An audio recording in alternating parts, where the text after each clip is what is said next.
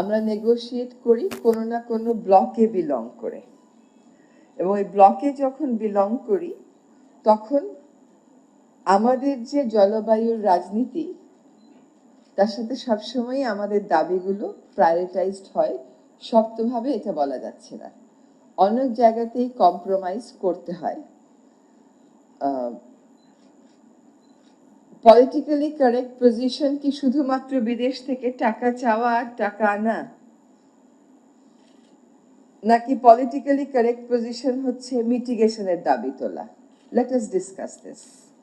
আপনাকে কত টাকা দিলে আপনার মানচিত্রের যে 1/3 সমুদ্র গর্ভে চলে যাবে যদি তাপমাত্রা বৃদ্ধি 1.5 আটকানো না যায়, সেটা আপনি মোকাবেলা করতে পারবেন? যদি বৈশ্বিক তাপমাত্রা বৃদ্ধি 1.5 আমরা আটকাতে না পারি এই শতাব্দীর শেষে গিয়ে, তাহলে বলা হয় যে আমাদের দেশের 1/3 চলে যাবে পানির নিচে। এইটা কত টাকা দিলে আপনার ক্ষতিপূরণ সম্ভব আমাকে বুঝিয়ে বলেন। আমার কাছে সবসময় মনে হয়েছে, আজকে হয়তো উপদেষ্টা হিসেবে কথা বলছি, কিন্তু যখন আমরা উপদেষ্টা ছিলাম না, পরিবেশ কর্মী ছিলাম, এখনো আত্মার মধ্যে পরিবেশ কর্মী আছি, তখনও এটাই ভাবতাম যে আমরা যে খালি এসেই একটা সংবাদ সম্মেলন হতো আর সংবাদ সম্মেলনে বলা হতো আমাদেরকে $1 বিলিয়ন দিবে বলে প্রতিশ্রুতি দিয়েছে। এটাই আপনারা শুনতেও চান, এটা শুনলেই আপনারা খুশিও হন। কাজে আমাদের আসলে প্রয়োজনটা কি সেটা বুঝতে হবে। এখন মিটিগেশনের কথা যদি আমরা বলি, এইবারও কিন্তু আসলে এইবার এজেন্ডাটাই তো ছিল, বলা হচ্ছে ক্লাইমেট ফিন্যান্স। আমি যখন আমার মন্ত্রণালয় থেকে ব্রিফ করা হয়, আমি বললাম যে মিটিগেশন নিয়ে বললেন না, বলে মিটিগেশন নিয়ে এবার কোনো কথা হবে না। যেহেতু মিটিগেশন নিয়ে এজেন্ডাটা সেটিং করা হয়েছে ওইভাবে যে মিটিগেশন একটা ছোট্ট বিষয়, সেজন্য তারা মিটিগেশন নিয়ে ব্রিফই করবে না। তারপর আমরা গেলাম প্রধান উপদেষ্টা মহোদয়ের ওখানে, উনি বললেন তোমরা যে খালি গিয়ে অ্যাডাপ্টেশন আর টাকা বলো, এইগুলো তো আমার ভালো লাগে না, আমাদেরকে তো রাজনৈতিক অবস্থানটা ঠিক করতে হবে। রাজনৈতিক অবস্থান হচ্ছে যে যেভাবে করে পৃথিবীর অর্থনীতি চলছে, যেভাবে করে জীবনযাত্রা চলছে, সেভাবে করে অর্থনীতি আর জীবনযাত্রা চলতে পারে না। যদি সেভাবে করেই চলে তাহলে এসব নেগোসিয়েশন আসলে বেশি অর্থ আমাদের জন্য বহন করবে না। একজন বলেছেন যে উইন্টারে আমরা এসি ছাড়ি কেন। আমি একটু জিজ্ঞেস করি, উইন্টারে এই দুপুর 1টার সময় আমরা এতগুলো বাতি জ্বালিয়ে রাখলাম কেন? এটা হচ্ছে লাইফস্টাইল চেঞ্জ। আপনি উন্নত বিশ্ব ভুলে যান, আপনার দেশে কি আপনি জ্বালানি সুবিচার করছেন? 1টার সময় ডিসেম্বর মাসের 18 তারিখে বাতিও দরকার ছিল না, এসিরও দরকার ছিল না। আপনি আপনার লাইফস্টাইল চেঞ্জ করবেন না, বিদেশে গিয়ে বলবেন তোমরা লাইফস্টাইল চেঞ্জ করো, সেটাই বা কেমন করে করবেন? যদি বিদেশের টাকার অনুপাত আপনি প্রশ্ন করতে না পারেন এই জন্য যে আপনার টাকার অনুপাত ঠিক নাই, তাহলে বিদেশের লাইফস্টাইলও প্রশ্ন করেন না, কারণ নিজের লাইফস্টাইলও তো ঠিক নাই, তাই না? এখন আমাদের নতুন করে আসলে উন্নয়নটাকে নিয়ে ভাবতে হবে। আমি আগেও এই ক্লাইমেট চেঞ্জ নেগোসিয়েশনে যেতে আমার একটা রিলাক্টেন্স ছিল, ওইটা একটা ফরম্যাটে পড়ে গেছে, ওখান থেকে আর ওটা বের হবে না। বের হবে যখন উন্নত বিশ্বের গায়ে দুর্যোগের ঘনঘটাটা বেশি করে লাগবে। আজকে তারা স্পেনকে নিয়ে চিন্তিত, কিন্তু আমার নোয়াখালীকে নিয়ে, কুমিল্লাকে নিয়ে ওরা অত চিন্তিত না। এই জন্য এই নেগোসিয়েশনটা ইম্পর্টেন্ট হচ্ছে মানুষের সাথে মানুষের একটা যোগাযোগ করিয়ে দেয়। এবং আমাদের এই যে গ্রেটা থুনবার্গের যে উত্থান, তা এই জন্যই হলো যে আমাদের কথাগুলো কোথাও না কোথাও আমরা শোনাতে পেরেছিলাম। কিন্তু এইবারে দেখেন সমস্ত বিজ্ঞান স্পষ্ট, সবকিছু স্পষ্ট, কিন্তু রাজনৈতিক পট পরিবর্তনের কারণে নেগোসিয়েশনটা এক পর্যায়ে প্রাণহীনই হয়ে গেল। এবার টাকার কথায় আসি একটু।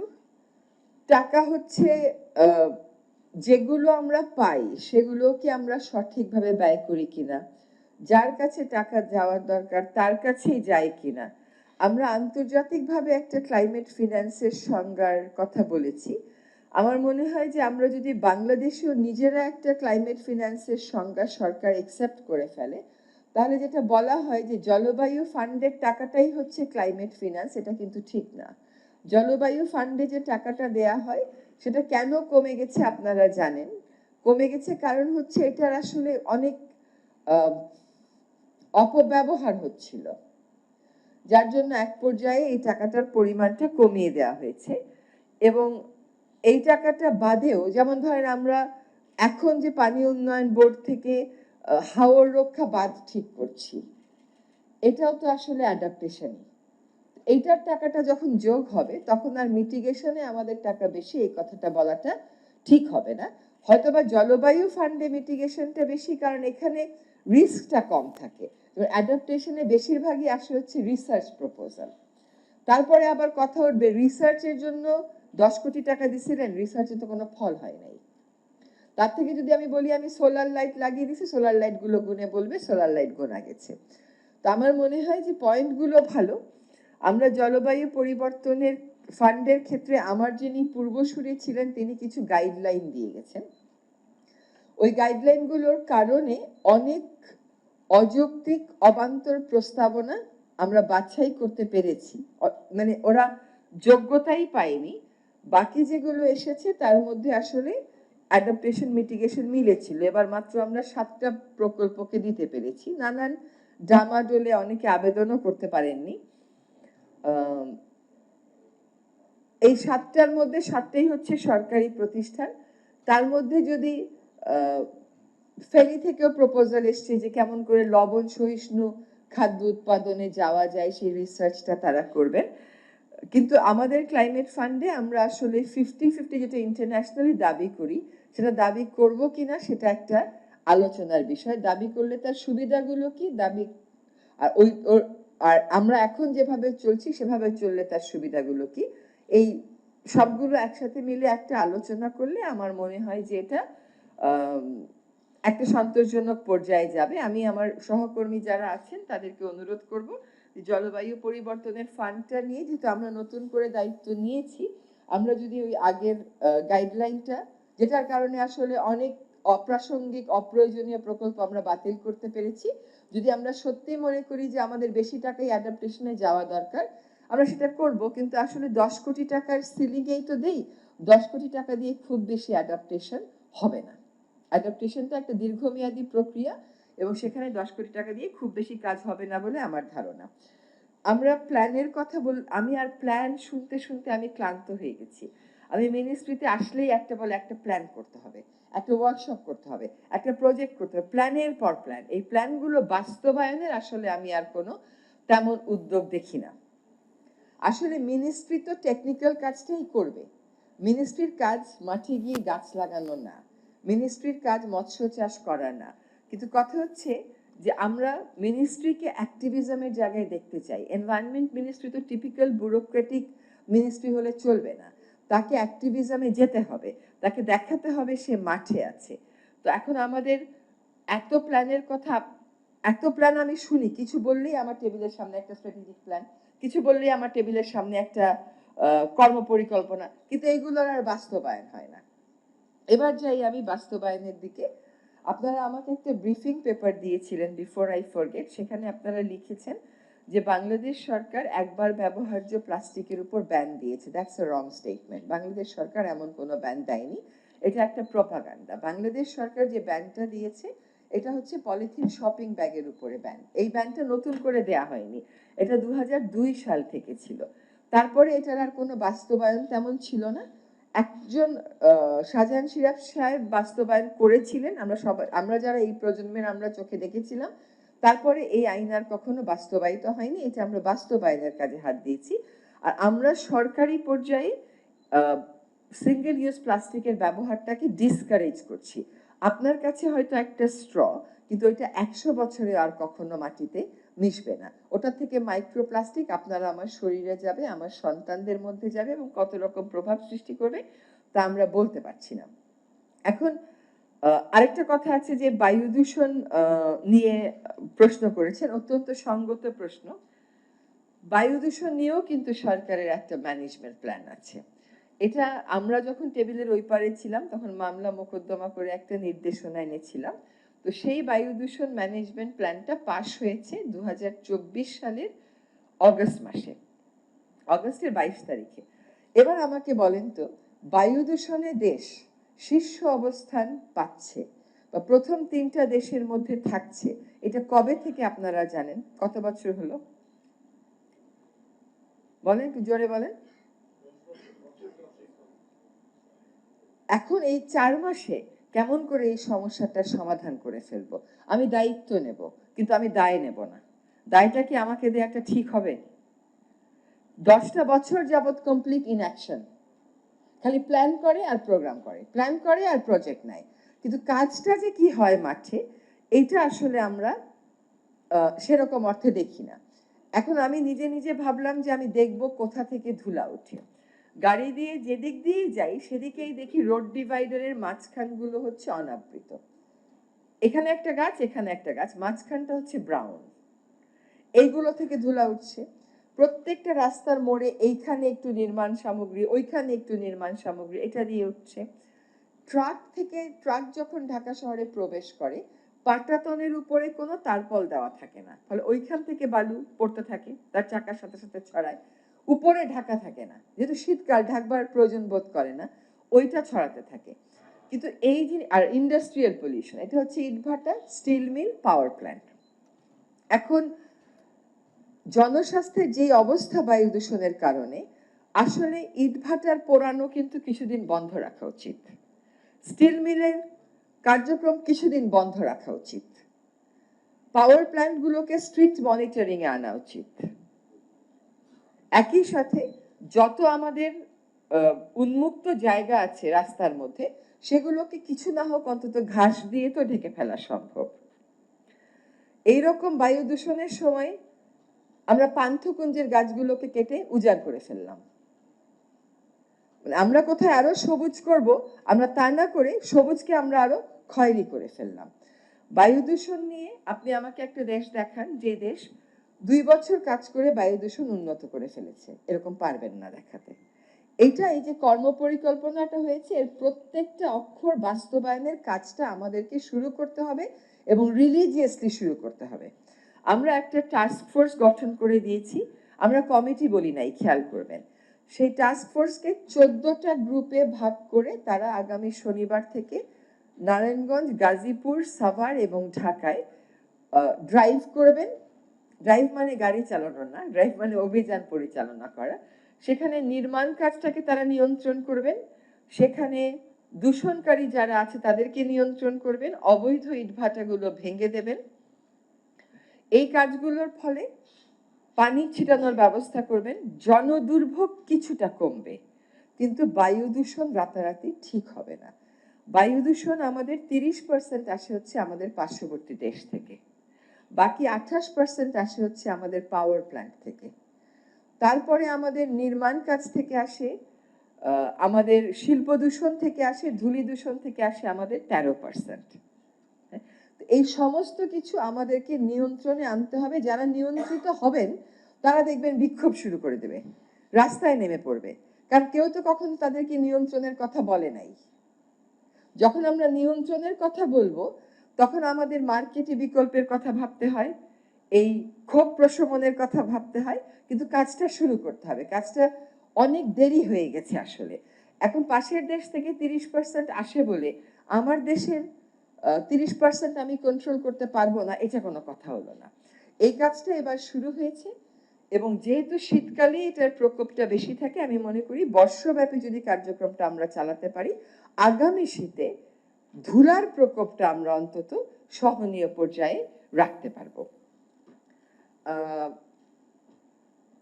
আরেকটা কথা একটু বলে দিই, যেহেতু সুযোগ পেলাম, আমরা অ্যাডাপ্টেশনের কথা বলি। আপনার নদীগুলোকে মেরে ফেলে আপনি অ্যাডাপ্টেশন কিভাবে করবেন?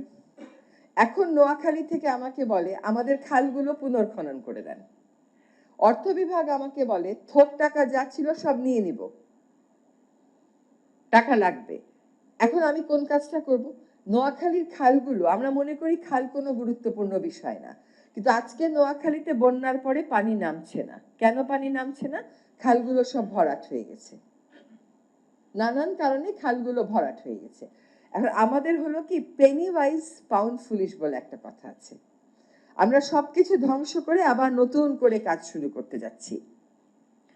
ঢাকা শহরের খালগুলো নিয়ে কাজ শুরু করব। ঢাকা শহরের 21টা খাল আমরা চিহ্নিত করেছি, যেটার কর্মপরিকল্পনা প্রায় চূড়ান্ত হয়ে গেছে। এখন ঢাকা শহরের খালগুলো পুনর্খনন করলাম, ড্রেজিং করলাম, অবৈধ দখল উচ্ছেদ করলাম, ধরেন সবকিছু আমরা সময় মতন করে ফেললাম। আপনি হাতির ঝিলের পাশ দিয়ে হাঁটতে চান না। কেন চান না? গন্ধ আসে আপনার নাকে। এখন খালগুলো আমরা পুনর্খনন করে দেব, আমরা অবৈধ দখল মুক্ত করে দেব, সীমানা এঁকে দেব, সরকারি বেসরকারি অংশগ্রহণে হয়তো খালের পাড়ে কিছু কিছু চেয়ারও দিয়ে দিব, কিন্তু আপনি তো হাঁটবেন না, কারণ সিওয়েজের গন্ধ আসবে আপনার নাকে। এখন 53 বছরে সিওয়েজ সমস্যার সমাধান হয়নি, আমি 4 মাসে কেমন করে করে ফেলবো? কিন্তু কাজটা আমাদেরকে করতে হবে। এই জন্য রোহিঙ্গারা যেখানে থাকে সেখানে এনজিওরা অল্প খরচে সিওয়েজে, অল্প খরচ না, সেটাও বেশ খরচ, কিন্তু সরকারের মতন অত বড় খরচ না আর কি, সেটা একটা সমাধান হয় কিনা সেটা ভাবার চেষ্টা করছি। So what we can do, আমাদের লিমিটেড সময়ে যে কর্ম পরিকল্পনাগুলো সকলকে সাথে নিয়ে চূড়ান্ত করে কাজটা শুরু করে দেওয়া। বায়ু দূষণের কর্ম পরিকল্পনা চূড়ান্ত হয়ে গেছে, এখন কাজটা শুরু করে দিচ্ছি।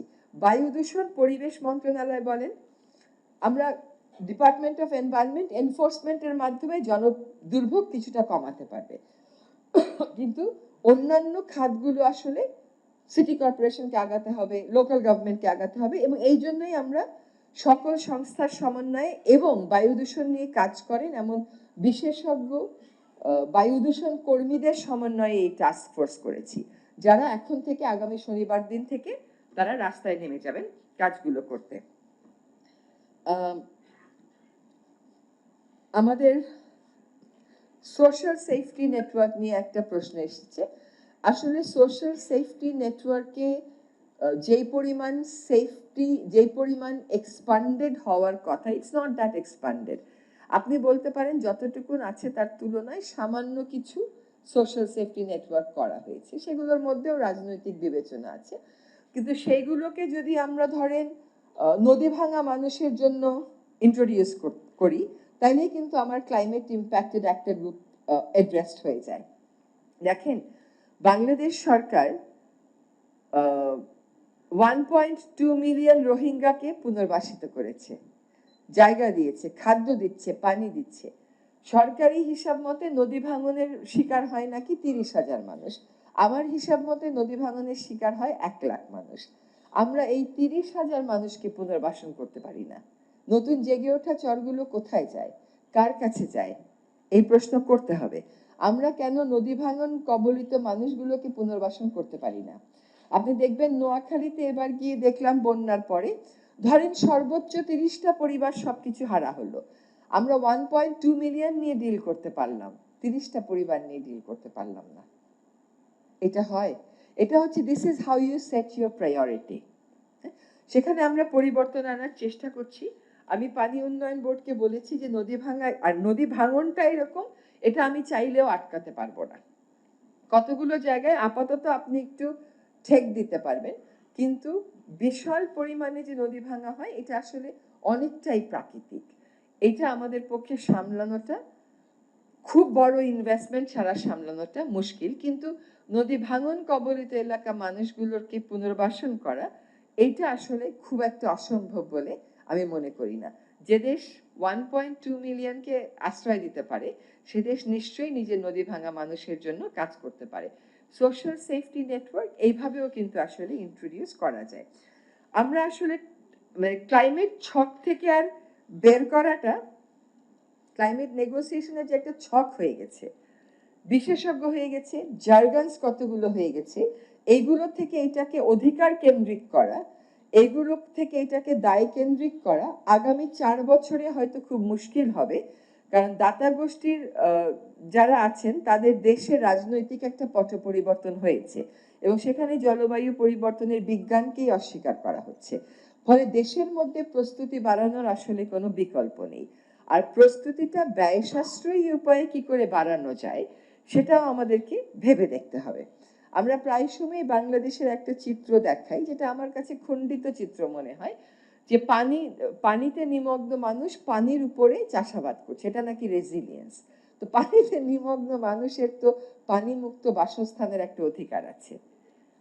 তো আমরা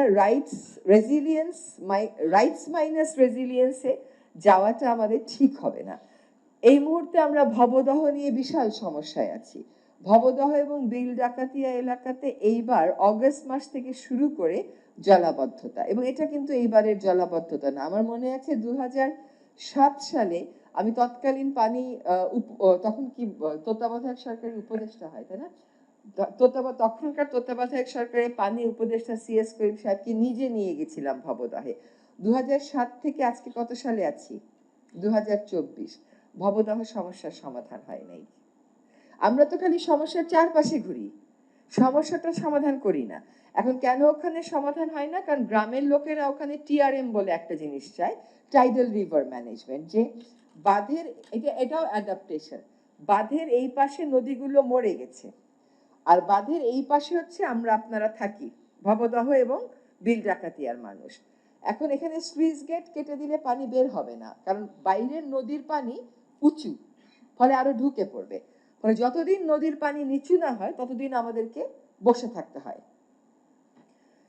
এখন মানুষ, আপনি ভাবেন, আপনি আজকে 4.5 মাস যাবৎ বুক সমান পানি, হাঁটু সমান পানির মধ্যে আছেন। এটা চলছে 2000 সাথে আমি নিয়ে গেছিলাম, কারণ তখন আমি জানতে পেরেছিলাম। এটা চলছে তার অনেক আগের থেকে। এখন কি করতে হবে? নদীগুলোকে বড় করে খনন করতে হবে। আমাদের এখানে যেই মন্ত্রী বা যেই রাজনৈতিক নেতা পাওয়ারফুল থাকে তার এলাকায় প্রকল্প বাস্তবায়িত হয়, যেখানে বেশি প্রয়োজন সেইভাবে কিন্তু প্রকল্প বাস্তবায়িত হয় না। আর এখন নদীগুলো খনন করতে হবে। নদী খনন কতটা ব্যয়বহুল তো বোঝেন। যখনই আমি একটা ড্রেজার পাঠাই বা একটা পাম্প পাঠাই, ও ড্রেজার একখান থেকে আরেকখানে রওনা হতে সময় 3 বার নষ্ট হয়, ফিল্ডে যে স্থানে যে আবার 2 বার নষ্ট হয়, কারণ আমরা আউটসোর্সিং করতে করতে অভ্যস্ত হয়ে গেছি। তো সুখবর হলো যে ভবদহের অভয়নগর এবং মনিরামপুরে পানিটা আমরা নামাতে পেরেছি। আমরা বাইরে দিয়ে প্রচুর ড্রেজিং করেছি, ভিতর থেকে পানি পাম্প আউট করেছি, কিন্তু কেশবপুর নিয়ে আমরা এখনো দুশ্চিন্তায় আছি। বিল ডাকাতিয়া পানি নামাতে পারা যায় না। কেন যায় না জানেন? সুইচ গেট খুলতে বাধা দেয় চিংড়ি চাষিরা, কারণ ভিতরে পানি থাকলে তাদের চিংড়ি চাষ করতে সুবিধা। তো সেখানেও এখন বিল ডাকাতিয়াতেও পানি নামছে। অভয়নগর এবং মনিরামপুরে প্রায় নেমেই গেছে, কেশবপুর নিয়ে আমরা চিন্তায় আছি। কিন্তু এটার যখন আমরা দীর্ঘমেয়াদী সমাধানে যেতে চাইব, সেখানে আসে গভর্নেন্সের প্রশ্ন। কারণ সেখানে যারা অনেক জমির মালিক এবং চিংড়ি চাষ করেন, তারা এটা বাধা দেবেন। হ্যাঁ, এবং সেখানেই আমাদের গভর্নেন্সের প্রশ্ন আসে। আজকে যখন আমরা পলিথিন ব্যাগ উৎপাদন বন্ধের কথা বলি, 2002 সালে নিষিদ্ধ একটা পণ্য উৎপাদন বন্ধের কথা বললে আমাকে পুনর্বাসনের কথা শুনতে হচ্ছে। 2002 সালে যেটার উৎপাদন বন্ধ করা হয়েছে, 2024 সালে এসে সেই বন্ধের নিষেধাজ্ঞাটা যখন আমি বাস্তবায়ন করতে যাই, তখন আমাকে পুনর্বাসনের কথা বলা হয়। তাহলে এই যে অনেক উইকনেস ইন আওয়ার গভর্নেন্স, এবং আমাদের যে গভর্নেন্সের সংযোগ নাই, এই সংযোগগুলো, উইকনেসগুলো কাটানোর প্রক্রিয়াটা শুরু হয়ে গেছে। একটু সময় লেগে যাবে, কিন্তু আমি মনে করি যে জলবায়ু পরিবর্তনে ইন্টারন্যাশনাল নেগোসিয়েশনে যাওয়ার আগে আমরা বাংলাদেশে যদি আমাদের পলিটিক্সটা ঠিক করতাম, তারপরে গিয়ে সায়েন্স অ্যান্ড টেকনোলজি অ্যান্ড ফিনান্সের কথা বলতাম, that would have been better. কিন্তু এখন মানে এইবারও যে আমার অভিজ্ঞতা হয়েছে, এবার তো স্টেট ডেলিগেশন হিসাবে গেলাম, যে আমরা আসলে আগে ওই একটা ছকের মধ্যে পড়ে গেছি। ওখান থেকে যে আমরা পলিটিক্যাল লিডারশিপ দিয়ে এটাকে বের করে আনবো, বা আমাদের মতন করে আরো বেশি ফোর্স অ্যাড করব। ধরেন আগামী 4 বছর যদি আমরা মনে করি যে দাতা দেশগুলোর ক্ষেত্রে জলবায়ু পরিবর্তন নিয়ে এক ধরনের শৈথিল্য থাকবে, তাহলে আমরা বরং নিজের দেশে আমাদের প্রস্তুতিটা চূড়ান্ত করি। আমাদের যে ন্যাশনাল অ্যাডাপ্টেশন প্ল্যান আছে, সেটা ধরে আমাদের কোথায় কোথায় প্রস্তুতি করা দরকার সেটা বলি। আমরা ইন্টারন্যাশনালি যখন যাই, ইন্টারন্যাশনালি আমরা দেখি যে বাংলাদেশের সরকারের প্রতিটা সংস্থা খুব সিরিয়াস থাকে অ্যাবাউট এনভায়রনমেন্ট। যদি দেশে এসেও আমাদের প্রত্যেকটা সংস্থা একই রকম সিরিয়াস থাকতো অ্যাবাউট এনভায়রনমেন্ট, তাহলে কিন্তু আমরা জলবায়ু পরিবর্তনে, আমরা পরিবেশগত ক্ষতি করে জলবায়ু পরিবর্তনের ভালনারেবিলিটি যত বাড়িয়ে দিচ্ছি, অন্তত ওইটুকুন ড্যামেজ আমরা কন্ট্রোল করতে পারতাম।